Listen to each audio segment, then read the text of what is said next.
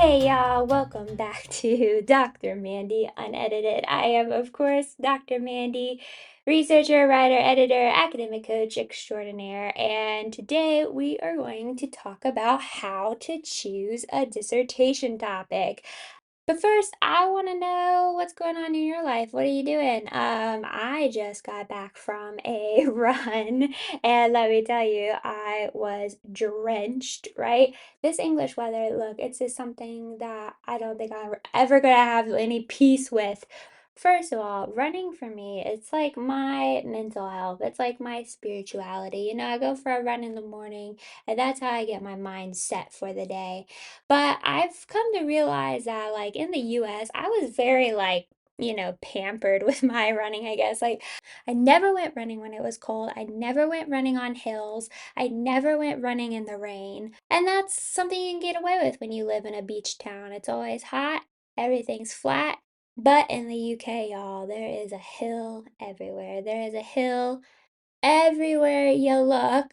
And I actually gave up running for a few months when I first moved here because I was just like, I can't be a running girly anymore with all these hills. But the mental health was like, Mandy, you gotta just get your soul right with the terrain, okay? You just gotta get straight with it. And then, it's always cold in England. I think because, I've spent so many years in like a really, really hot place. It's not necessarily cold where I live in the UK, but it's colder than what I'm used to. And so that's been something that I've had to get used to. And then, yeah, the weather is just unpredictable. I've been on runs where it will be sunny when I leave, and then in the midst of the run, I've been snowed on, sleeted on, hailed on, hurricane on, rained on, all the way in like one single run, in one single run.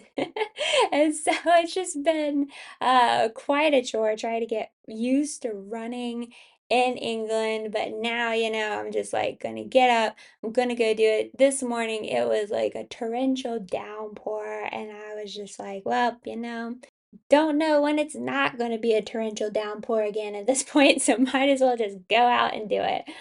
So anyway, that's just how I feel about life for today. Let's go ahead and start talking about choosing a dissertation topic. Okay, so choosing a dissertation topic can feel overwhelming, and I know I've been through this, but often the topic that you think that you want to start with in the beginning is not the topic that you end up going with in the end.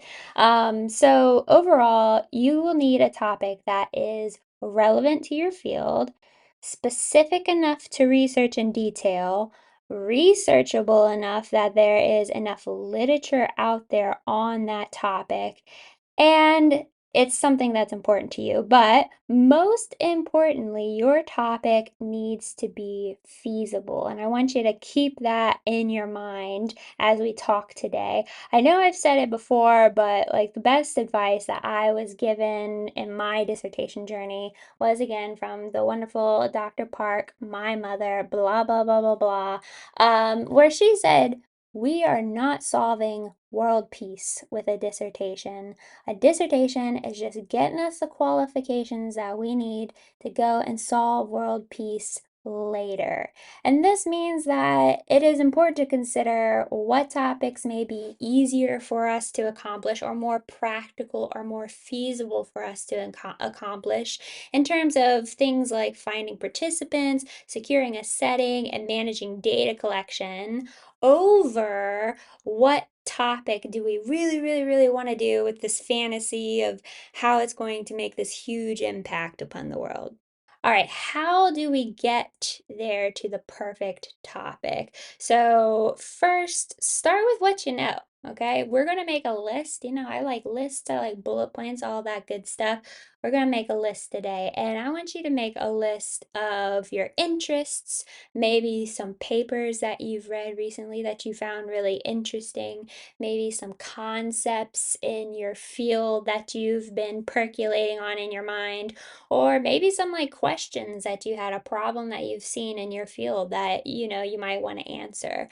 overall, maybe get 5 good concepts going and write them down. This is going to be our list that we're going to kind of play off of as we figure out what we're going to do with our lives.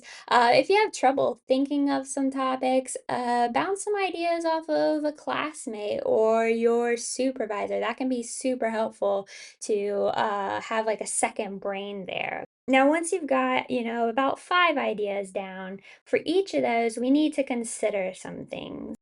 So look over the list of things that you've jotted down and really ask yourself, are these going to be original topics, or do you think a lot of people in your field have had the same idea? So for example, right now, a really exciting thing to write about because it's like a once in a lifetime chance to do some research on something is, topics on COVID-19. And so, my field is education. So when I'm thinking of COVID-19 and education, I'm thinking of digital tools, I'm thinking of educational equity, I'm thinking of online learning. But other researchers in my field have probably had the same idea. As you're thinking about the topics and the list you've created, go and do a little perusal through the databases and see if there's a lot of titles popping up with a similar topic.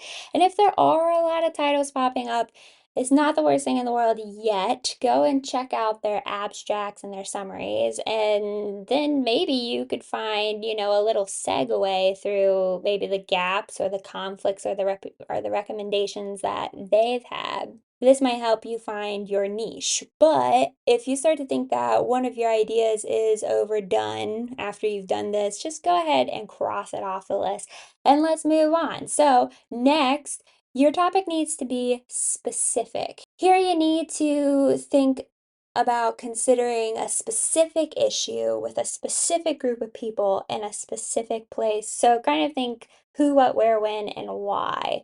For example, you don't want to have like this generalized topic such as, oh, I'm going to go with the perceptions of educators on digital learning tools during COVID-19. At first glance, at first hearing, that might sound, kind of specific, but check this out. What if we changed it to secondary school teachers? That's your who.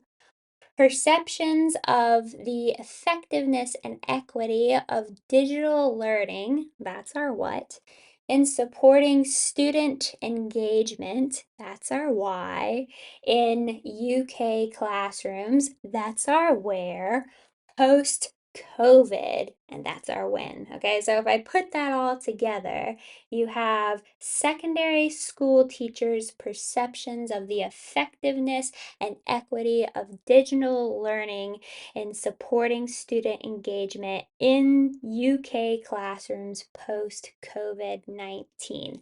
That was a mouthful, but now I've got something specific. So go back and look over your list and ask yourself, how can you make each of your ideas more specific? Maybe write the who, what, where, when, and why out for each one as you go. And as you are doing this, again, consider what the feasibility or the practicality of your study ideas is going to be. And again, as you are doing this, consider what is the feasibility or the practicality of those specifics. So if you are going to carry out this study, are you going to be able to have access to secondary teachers for data collection? Are you going to be able to get access to secondary teachers who use digital learning tools? Are you going to be able to find access to UK classrooms? You don't necessarily need to know teachers or have access to secondary classrooms or whatever at this stage. I would like to give you an example of my own research. I chose to do my topic on collaborative leadership perception of success in homeschool co-ops. And so when I chose this topic, I did know people from co-ops, but then I moved, to a whole new country. So I didn't actually know like who I was going to reach out to be my participants. I didn't have like, a list of homeschool co-op people in the back of my mind that I was going to get to help me out. But as my study was going to be an online setting, I was confident that I knew I had the skills to search the internet, find participants, do all the cold emailing. But doing things like that is not always up everybody's alley. So you need to ask yourself, what is the likelihood that you will be able to achieve finding those people that you're specifically talking about in the specific settings that you're talking about in the specific way that you said you're going to. But getting back on track, so also some things to think about are things like, is there enough literature for you to back up your topic? Are you going to be able to achieve ethical approval fairly in a timely manner? Ethical approval tends to be a little of a headache for everyone. So, how confident are you that you're going to be able to get that not only for the university that you're studying through, but also maybe the setting as they might require? Think about data collection. Do you have what it takes to collect data if you choose to have a topic that requires you maybe to be on site? Or, like I just said, like I chose to do mine online, and that meant that I had to be committed to being able to cold drop people, reach out to people that I didn't know, search the internet, and put myself out there essentially. Consider if there are some data collections that you have in mind for your study. Do you think that you'll be able to achieve what you want in any of those study ideas that you have using these methods? So overall, if some of those aspects seem out of reach for some of your ideas, then cross that idea off the list. And once more, go back again, check your databases, your abstracts, your summaries for these now specified topics to make sure that those topics haven't already been done or that there is a need for this specific topic. Maybe this time you do find similar topics on, say like you found something on secondary education, but you notice that there isn't any in primary education. So sometimes if you do find that there is a lot of information on that specific topic, don't worry, there might be a way that you can just tweak it a little bit and again find your niche. Okay, we've considered the originality and the specifics and the practicality. Now we just need one last good thing on the why. For whatever ideas you have left over, ask yourself, why does this topic matter? Who might benefit from the results? And is there a real world application to your topic? Think about in the future when you're writing your dissertation merrily along, you will have to write about each of these ideas in your dissertation. So, if you're envisioning all of these topics that you might have left in your list, which one of those topics can you imagine writing the why part for most effectively? Remember, a dissertation is not a career definer. It's not meant to be this end all be all in defining your worth as a researcher. This is simply you proving your research skills, and you get a chance to explore something meaningful to you, possibly. So it's time just to take the pressure off, be curious, be strategic, as we've talked about, and don't be afraid to change directions. But overall, make sure that you have chosen an original and specific topic that is practical and meaningful for you to achieve. All right, y'all, that's going to be all for me today. Let me know where you are in choosing a research topic in the comments. I do have another fun guide for you in the form of a dissertation topic planner on my link tree, and that's in the description below. That's going to be able to help you plan your topic to a T using some of the techniques that we talked about today. And then next week, we will be discussing how to get a purpose statement, a problem statement, and write some research questions.